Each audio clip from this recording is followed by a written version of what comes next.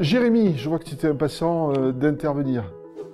Moi, j'ai la conviction qu'on a le devoir d'être disponible aussi pour notre client, Ouais. puisqu'une fois qu'on l'a accueilli chez Nicamp, il faut naturellement qu'on soit disponible au téléphone pour qu'on puisse lui répondre, pour qu'on puisse répondre à tout type de demande, que ce soit dans la livraison des statistiques de sa campagne, que ce soit dans l'apport de correctifs aux critères de prospection si besoin pour accompagner la qualité durant toute la durée de notre collaboration. Peu importe la raison, on se doit d'être disponible pour lui avant comme après. Est-ce que tu es d'accord, Kelly? Oui, bien sûr.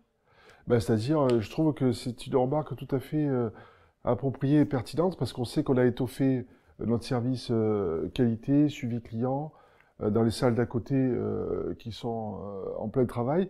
Mais ceci dit, il faut quand même considérer que Jérémy, il pointe du doigt finalement un élément clé. C'est-à-dire, ça ne fait pas forcément partie de votre contrat de travail au sens strict.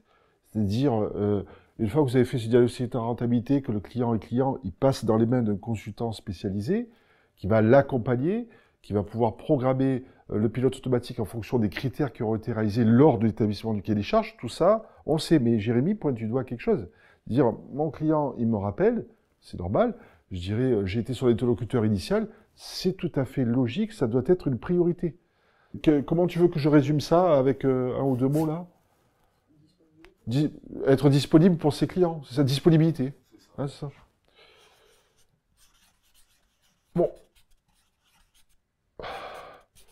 On vient de voir les six premières qualités sur lesquelles il convient de travailler sur nous en continu pour nous améliorer, et singulièrement nous améliorer en faveur finalement d'une qualité de travail. Hein. Donc le septième point, et on s'en arrêtera au septième point. Honneur aux dames. Kelly, tu vas nous donner la septième qualité qui te paraît fondamentale de peaufiner au quotidien. Pour moi, c'est le travail en équipe. C'est-à-dire qu'on apprend beaucoup de ses collègues, des clients qu'ils ont ou des problématiques qu'ils ont rencontrées. Et l'échange entre collègues, c'est aussi à ça que sert ce genre de réunion, nous permet de toujours nous améliorer, de pouvoir répondre plus facilement et plus rapidement à des questions que peuvent avoir les clients et d'être toujours préparé et pouvoir apporter le meilleur aux clients. Est-ce que tout le monde est d'accord avec Kelly? Oui. Delphine, es-tu d'accord? Oui, oui, bien sûr. Les deux Jérémy aussi. Bernard, tu es d'accord aussi? Bon. Pascal, aussi impeccable. Donc tout le monde est d'accord. Donc ça veut dire que Kelly, finalement, elle nous parle bien de l'intérêt du collectif. L'intérêt du collectif dans une logique d'amélioration continue et permanente.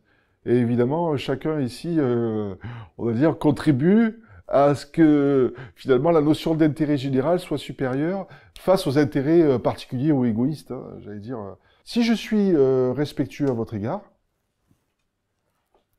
dans un management participatif de type bienveillant, hein, ce que je m'emploie à pratiquer au quotidien, finalement, je me donne toutes les chances que par la loi de réciprocité, vous fassiez pareil à mon égard.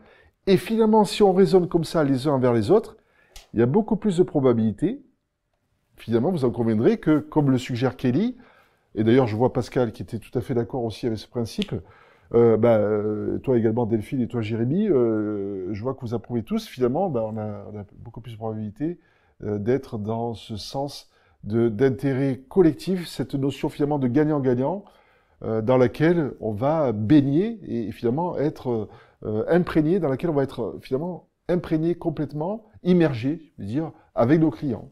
Et ça a du sens, le mot collectif. Merci. Merci Kelly de l'avoir rappelé. Donc, on a vu 7. 7, c'est quand même un chiffre porte-chance. Moi, j'ai bien le 7. Donc, on va s'arrêter, si vous voulez bien, sur ce 7 pour les qualités à développer pour finir. Merci de votre attention.